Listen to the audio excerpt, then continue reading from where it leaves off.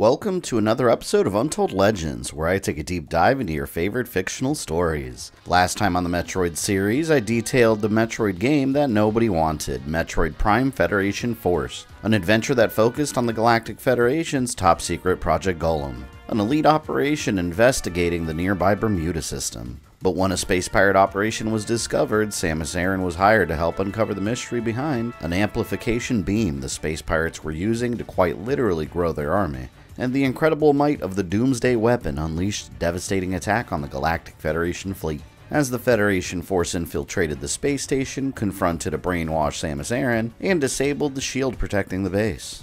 Samus's next adventure may chronologically take place after Federation Force and the entire Metroid Prime series, but by real-world time, it takes us back decades. Back to an era where there was no Prime series, there were no Metroid sequels, a time when the only Metroid game that existed was the original classic.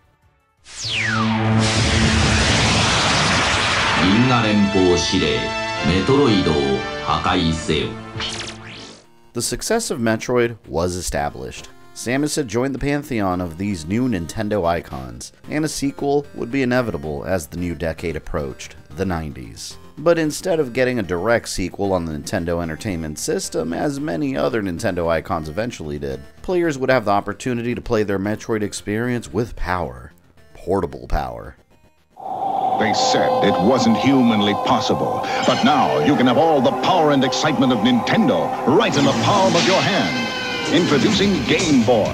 It's portable, it's in stereo, and its games are interchangeable. Plus, Game Boy comes with the outrageous new game, Tetris. And for head-to-head competition, use the revolutionary video link and blow your opponent away. Game Boy, only from Nintendo. Now you're playing with power, portable power. Metroid 2 was brought to the Game Boy, designed by Nintendo R&D 1 with Gunpei Yokoi producing, a team that also worked together on the original Metroid. The sequel had to compensate for the limits it had to abide by for being a portable game. This time, Samus was on a hunt to destroy all remaining Metroids, and the team envisioned a more linear experience. Progressing further into the game required Samus to destroy a certain amount of Metroids before she can get into areas that were previously blocked. But these limitations forced developers to think more creatively, resulting in changes that actually pushed the series forward and introduced aspects that later entries adopted. Unlike the first game, Metroid 2 was the first one in the series that featured a battery backup, which allowed players to save their game from a save point instead of a password system. Samus could now move more freely compared to her original limited movements. She could crouch and fire at the same time, jump while shooting straight down, and Metroid 2 is directly responsible for her more modern-day appearance. In the first Metroid, the player could tell the difference between the standard power suit and the Varia suit because they were both different colors. On the Game Boy, this would be a problem with its mostly colorless screen, so Samus was given visual changes. Now the Varia suit would have a different shape compared to the original one, with bulkier armor plating and large rounded shoulders, a design aspect of Samus that continued from sequel to sequel. In November 1991, Metroid 2 released in North America as Metroid 2 Return of Samus. Be afraid. Be very afraid. One life-sucking Metroid survived the first Metroid adventure, and it's multiplying rapidly. You must help Samus save the universe again in Metroid 2. So we're giving you more power and mightier weapons to search a bigger world. Game Boy sold separately. Destroy or be destroyed. Metroid 2, The Return of Samus, only on Game Boy. The future is in your hands. Over time, the game has been regarded by many as one of the weaker entries in the series, considering its repetitive boss battles against Metroids in similar-looking areas, with no in-game map to assist in navigation. But regardless, Metroid 2 sold very well in North America, so well that Nintendo later included it as part of their Player's Choice line, their own marketing label used to promote games that have sold well. The following year, on January 21st of 1992, after the North American release, Japanese gamers were finally able to get their hands on Metroid 2. And they also got a much cooler commercial advertising it. Hi, Game Boy! アメリカで人気抜群のアクションソフト、メトロイド2を紹介しよう。あのメトロイドがぐーんとパワーアップしてアイテム充実。敵キャラだって最高にエキサイティング。ゲームボーイソフト Metroid 2 Metroid Omoroid. As of late 2003, Metroid 2 Return of Samus had shipped 1.72 million copies worldwide, but this wasn't the end of the Metroid 2 story. Eventually, Metroid 2 would return. In the quiet period between the release of Other M and Federation Force, Nintendo's Yoshia Sakamoto became interested in making a new 2D Metroid game. The last one had been 2004's Metroid Zero Mission. Spanish developer Mercury Steam was also interested in making a Metroid game of their own, and they pitched a remake of Metroid Fusion for the Wii U and 3DS to Nintendo. Nintendo declined the pitch. However, their work on 2013's Castlevania Lords of Shadow Mirror of Fate caught Sakamoto's attention. Mercury Steam seemed to understand the Metroid style he was looking for within Mirror of Fate. Sakamoto organized a meeting with Mercury Steam with the original intention of having them help him realize his vision for a project he called Dread, a story for another video. Instead, he decided to have Mercury Steam remake Metroid 2 Return of Samus. It was more than 20 years old, and he felt that it deserved the attention of new fans, since the story itself was one of the most important overall in the Metroid timeline. He specified that he wanted to preserve the spirit of the original game while bringing it forward into the modern generation of gaming. The remake was codenamed Matadora during development, the Spanish word for the female equivalent of killer or matador. Mercury Steam approached his ideas by adding features that were now standard in the series, like a map, control enhancements such as Samus being able to free aim for more precise power blasts, and they implemented the melee attack feature from their Mirror of Fate game. Samus also had new abilities powered by a mysterious energy found on SR-388. Story elements to help the game fit a little bit better into the now established Metroid timeline were introduced also. Everything the original Game Boy version lacked due to early 90s handheld limitations were now possible, and the remake exceeded Nintendo's expectations. The 2 was dropped from the title, recognizing that the game was no longer a direct sequel to the original and Zero Mission.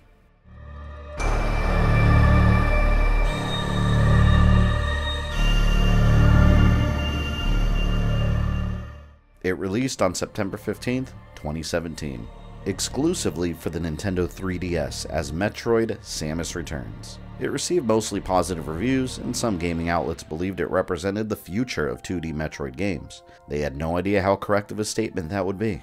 In the United States, it was the 8th best-selling game across all consoles in September, and the 3rd best-selling game in Japan the week it released. And it returned to the top of the sales charts for a second time. In June 2021, after the latest release was announced, Nintendo had found its modern 2D Metroid formula.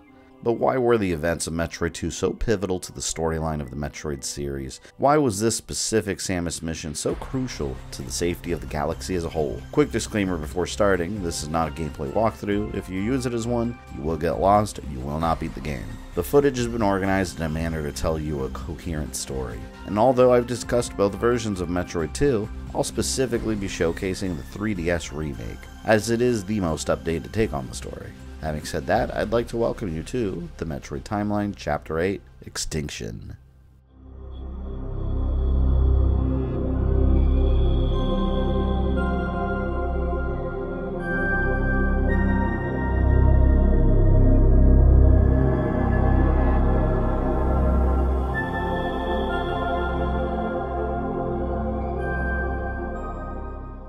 The destruction of the Space Pirate Doomseye weapon was yet another massive blow to their organization. For years, Space Pirate activities had kept the Galactic Federation and Samus Aran constantly occupied, and their plots had ranged from genetic manipulation, phase-on experiments, to super weapons. But one common factor present in almost every Space Pirate plot in some way was the presence of the extremely dangerous Metroids. They were intent on studying and enhancing them, and using them as a bioweapon to hold the galaxy hostage in a grip of fear. As far as the Galactic Federation was concerned, the Metroid presence on Zebes was wiped out with Mother Brain's Space Pirate base. The ones involved in the phase-on incidents were gone, and the Metroid enlargement program found on Talvania was destroyed. Fears that the Metroids would become a grave threat escalated when the Metroid egg retrieved by the Galactic Federation was stolen from a secure location by the bounty hunter Silex. The core of the problem, the only known location where they were openly present, was the original Chozo-managed world of SR-388. The Galactic Federation was clueless to many of the planet's secrets, and last time a Federation team was sent in, they were massacred. But not before sending important data back to the Federation confirming the presence of Metroids within the planet. The time had come to deal with the Metroid threat conclusively.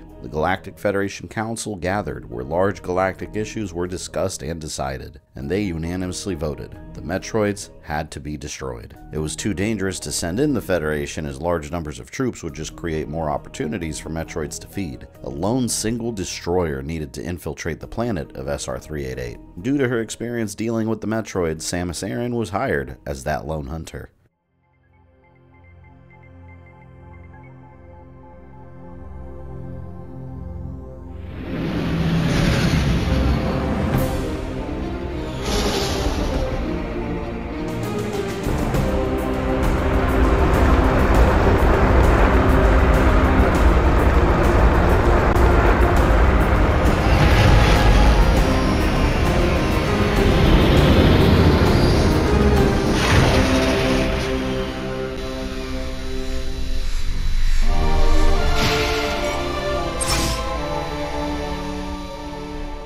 Hostile to normal humans and deep caves leading to the interior of the planet. She knew very little of SR-388, and most of her knowledge came from the Galactic Federation expedition to the planet. Most of the Chozo knowledge of the world and its history was kept from her, aside from the planet's original name, the one the Chozo gave it, Agar Nalima, the name of the world in the native Chozo language. SR-388 was spoken of on Zebes very rarely, and very secretly. It was selected by the Chozo as the planet the Metroids would be released on, but it was clear they never intended for the world to be discovered by others. SR-388 was located in a remote part of the galaxy littered with uncharted worlds, near another unexplored planet designated SR-387. Both resided in a star system that was incredibly difficult to navigate, with an asteroid belt close to the planet and a black hole within dangerous proximity. But Samus knew the Chozo were incredibly skilled at making inhospitable, isolated worlds into thriving civilizations. She'd seen what they did on planets such as Talon 4, Elysia, and Zebes. It was no surprise to her the planet was littered with Chozo ruins.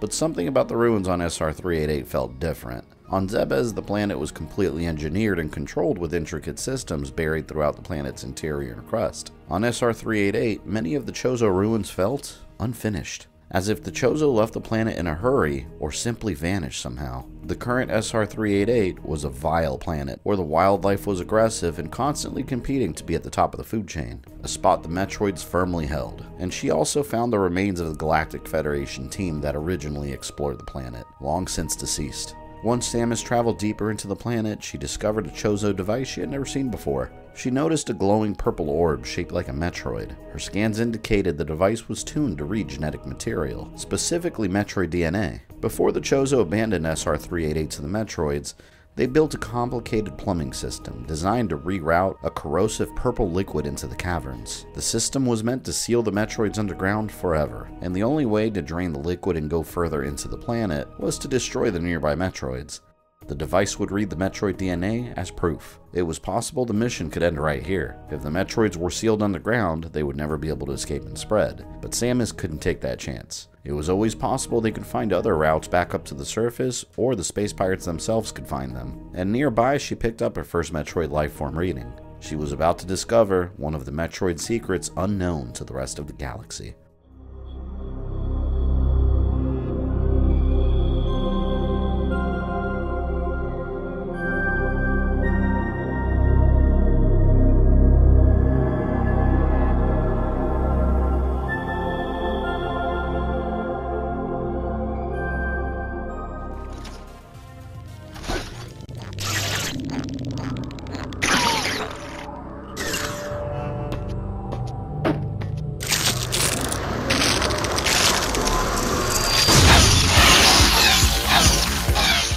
The Metroid went through a molting process that cast off its old body, and re-emerged as a different creature. For the first time, Samus realized the true horror behind the Metroid threat. This entire time, the Metroids the galaxy had feared so much were merely in their larval stages. She'd seen processes like this in other organisms. The Metroids naturally had a life cycle with multiple forms. It was no wonder the Chozo never shared this information with the outside world. The space pirates, or even perhaps the Galactic Federation themselves, would jump at the chance to control the species for their own benefit. In this alpha stage, the Metroid was no longer capable of latching onto their prey and absorbing their life force. There was no need to, as their growth process had already begun. By human standards, the alpha would be in its early teenage years. Although it seemed less aggressive than the larval stage, the Metroid's defense were slightly stronger. The ice beam technology was no longer effective in completely freezing the creatures, but its underbelly was completely exposed, a weak point that was susceptible to Samus's basic weapon systems. Samus needed to get the Metroid DNA to unlock the seal to the rest of the planet.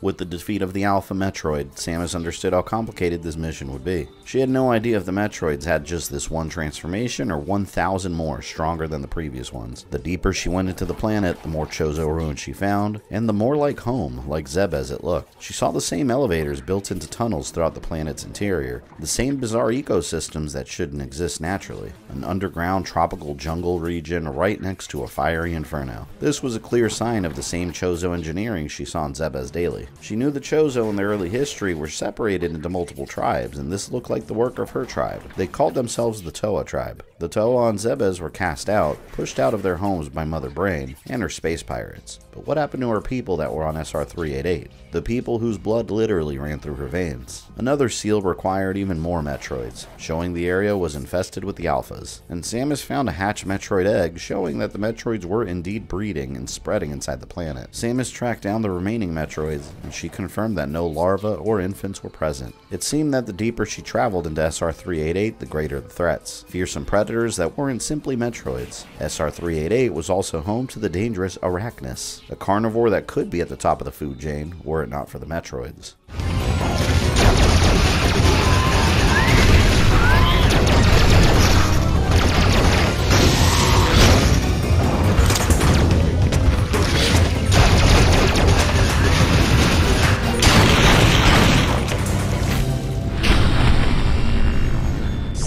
Samus knew from her experience on Zebes that the inner parts of the planet wouldn't be survivable for normal humans without a power suit, due to the extreme heat and pressure, and her readings revealed that SR-388 was very similar. Her normal power suit wouldn't be enough to withstand its temperatures, and she often kept more powerful features of her suit disabled to conserve energy. But it was time to activate her Varia suit.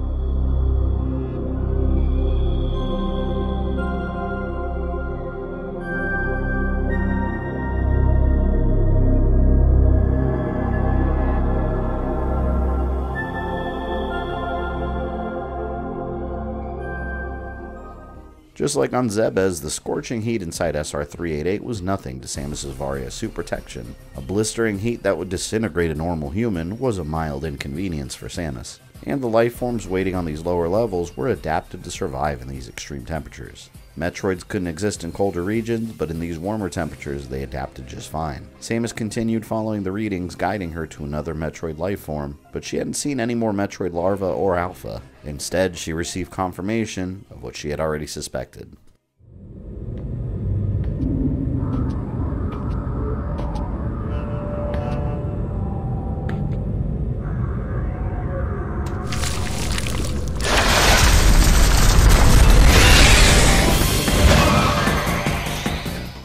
Alpha was indeed not the final form of the Metroid. Physically, this Gamma Stage Metroid evolution was an extension of Alpha. The Metroid's size increased along with its strength and ability to take damage. These transformations were making the Metroids significantly fiercer opponents compared to the larvae, who were easily obliterated with the use of ice beams. Cold attacks no longer had the same destructive effect on them, and the Gamma also expanded their ability to use electricity as a weapon. Although this form presented an immediate threat, whatever lied in wait even deeper must be even stronger.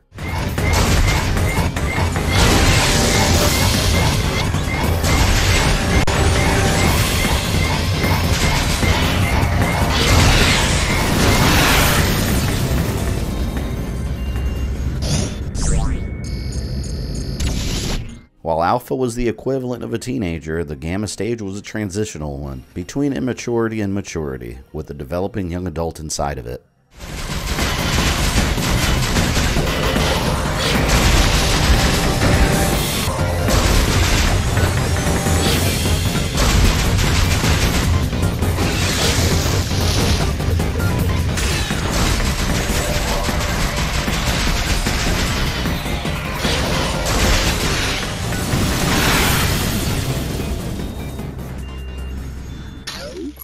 Gamma after Gamma was destroyed by Samus, and she found even more ruins with signs of immediate abandonment. What happened that caused the Chozo to vanish from SR-388 so quickly? Even after the Phazon Leviathan strike on Talon 4, the Chozo slowly migrated away from the planet. SR-388's Chozo seemed to spend so much time building their cities, then quickly leaving them behind. With the appearance of Gamma and more dangerous transformations deeper into the planet, Samus began to piece the story together. All the Metroids she'd encountered previously, and she had never seen them grow into these new forms naturally. Something was different about the environment. She'd seen the Metroids be sensitive to different types of energy, like the Metroids of Dark Aether corrupted by the dark energy, and the Metroid Prime itself being incredibly changed from the interaction with Phazon. SR-388 and its wildlife held a mysterious energy. The Chozo called it Aeon. They theorized the energy was created by the planet itself, and they documented it leaving the bodies of deceased wildlife. Even Samus noticed the energy while exploring the planet, since it was also powering some of her suit's own features and attacks. For a time, the Toa tribe of the Chozo lived peacefully alongside the Metroids they'd created, but the Aeon energy accelerated their growth.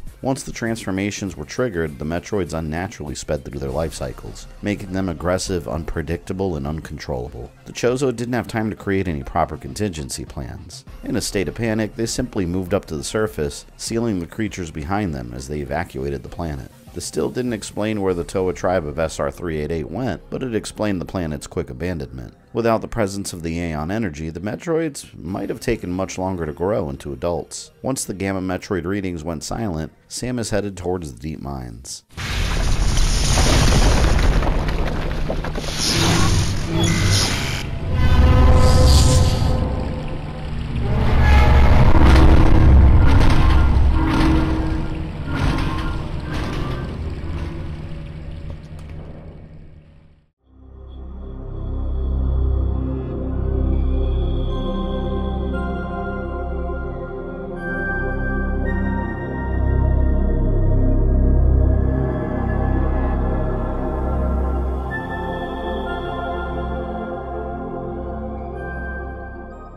Contrary to the scorching heat of the previous area, Samus found herself in a much cooler, damp environment filled with deep caverns and rocky mines, and bizarre geological formations, including strange rock-like cubes that were filled with the same corrosive liquid that sealed the Metroids underground. The Chozo must have found a way to extract the liquid in large quantities and funnel it through the extensive tunnel system throughout the planet, truly masters of engineering the impossible. But like the rest of SR-388, the caverns were lost to them when the Metroids began changing, and Samus found the remnants of what used to be a Gamma.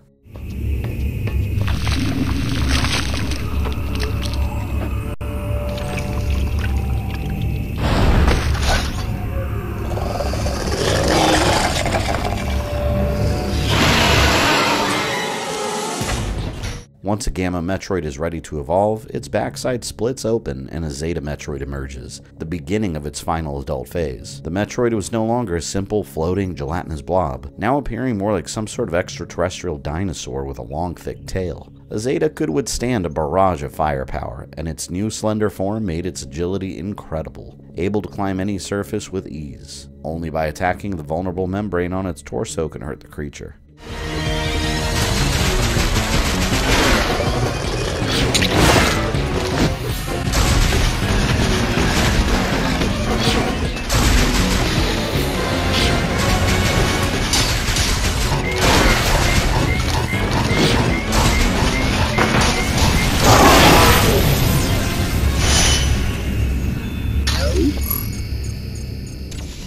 The battle with the Zeta was difficult, and Samus prepared herself to face more of those creatures. Her suit suffered some damage during the encounter, and scans of the area indicated that she'd face some areas with deep water and intense pressure that made it hard to move. It was time to activate the gravity suit.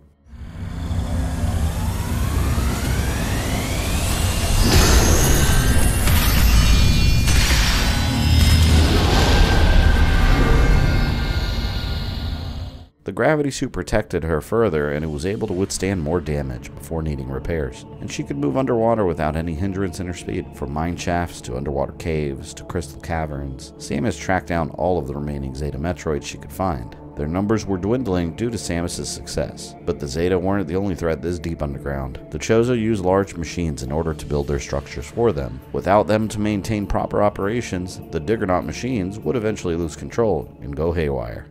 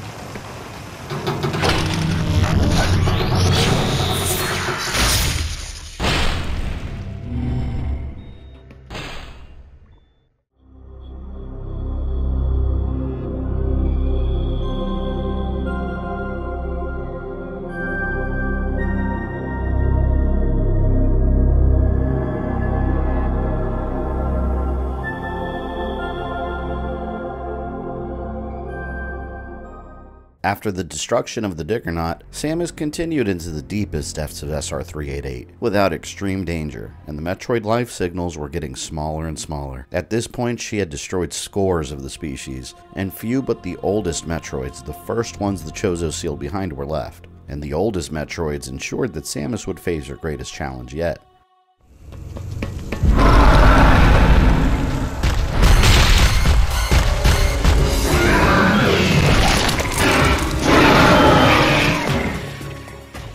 The Zeta Metroids were already immensely powerful, and still their true form remained, their final adult phase. The Omega Metroid was similar in structure to the body of the Zeta, and a bit slower with less agility, but this ultimate form was by far the deadliest. The further increase in size provided them almost an indestructible armor. Space pirates discovering the existence of the Omega form and breeding an army of them would be disastrous, a threat that even the Galactic Federation wouldn't be able to withstand. Even dropping a handful of the monsters on a colony would be devastating. The Omega Metroids couldn't be allowed to survive. They also had the ability to fire a flame-based attack from their mouth, with their only possible weakness being the membrane protected by their ribcage.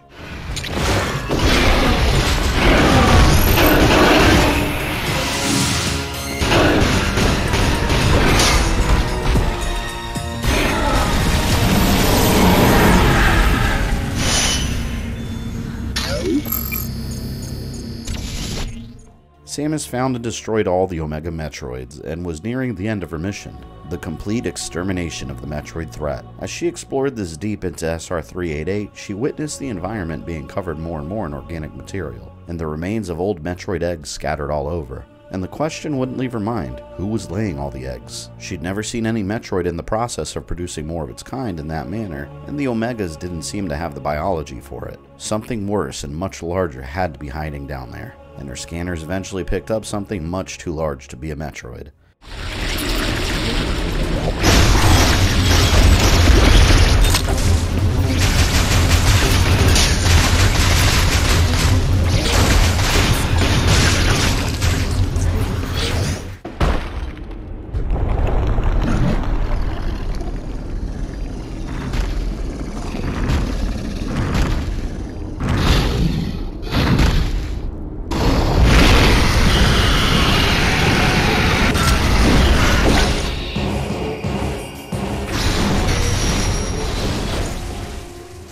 The Queen Metroid. The monstrosity before her was the most rare type of Metroid in existence. Most Metroids ended their life cycle at the Omega stage, but some, with a very specific combination of genetics, had the capacity to go a step further and become a queen, responsible for laying eggs and expanding their numbers through natural reproduction without requiring a mate. Its body was fully armored, and the head was a dangerous ramming weapon armed with razor-sharp teeth that could even cut through Samus's armor. The only way a queen could possibly be destroyed was to annihilate the nucleus inside the protected membrane underneath, and the only way to get to it was to travel inside.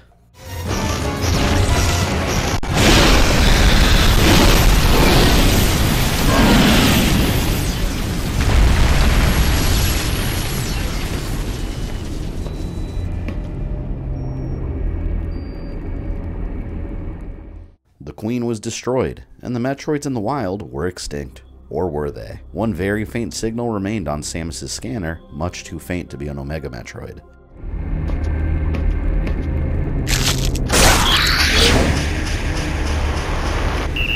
The last remaining Metroid, an infant that just hatched from a recently laid egg. Samus's mission was to destroy every single one of them, even one was too large of a threat to exist. But as she laid her eyes on the baby, she felt a deep pity for it, the last of its kind. Did it deserve to be extinguished like the rest? For the first time, she witnessed a Metroid that didn't seem aggressive, more curious about her than anything, and it followed Samus closely. This was a level of intelligence in a relationship building Samus had never seen before in the species. As infants, they did seem to have a built-in mother and child instinct. They weren't just mindless predators after all. Seeing Samus when it was born imprinted Samus as its mother. She couldn't bring herself to harm it. Instead, she decided to return to her ship with the infant. The Federation had always expressed interest in monitoring them closely. Perhaps the baby could be contained and some good could come out of studying its biology and behavior. Although Samus wasn't aware that the Federation already had an infant Metroid that was stolen. The Metroid stayed close to Samus, never leaving her side, and it bore right through previously indestructible areas on the way to the surface. As she reached her ship, she finally prepared to end her mission and rest. But Samus encountered a surprise that she wasn't expecting.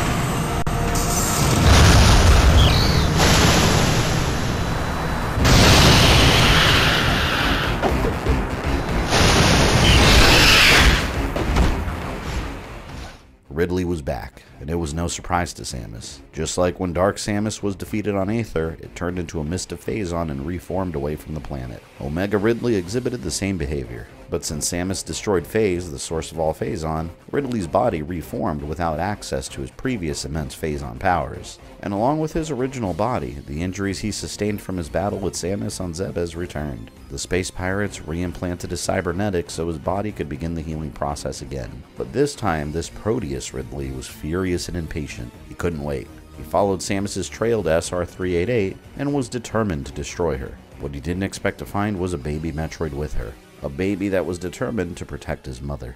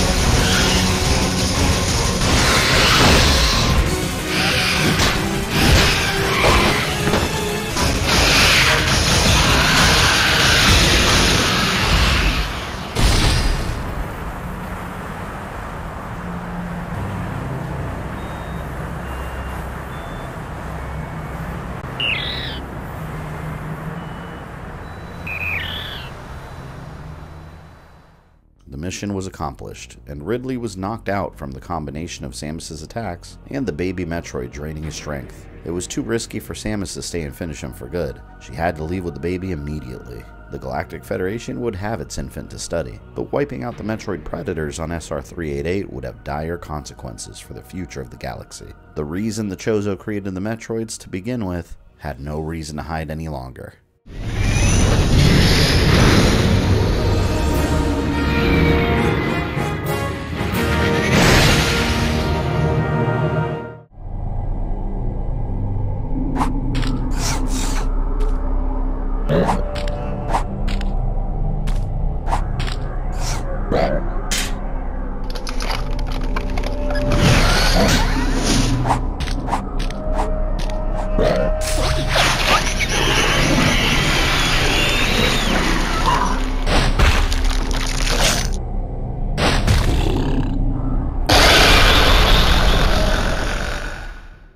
Join me next time for the Metroid Timeline Chapter 9, The Revenge of Mother. The space pirates scour SR-388 for more Metroids after learning of their presence, only to discover that the baby is the only remaining survivor, and Ridley is sent to steal it. But he leaves an obvious trail leading back to Zebes, where Samus discovers the ultimate space pirate plot. A familiar foe is still alive and has been rebuilding the space pirate presence for years, while the Federation and Samus were distracted throughout the galaxy. And a trap is set in order to finally destroy the cursed hunter, Samus Aran.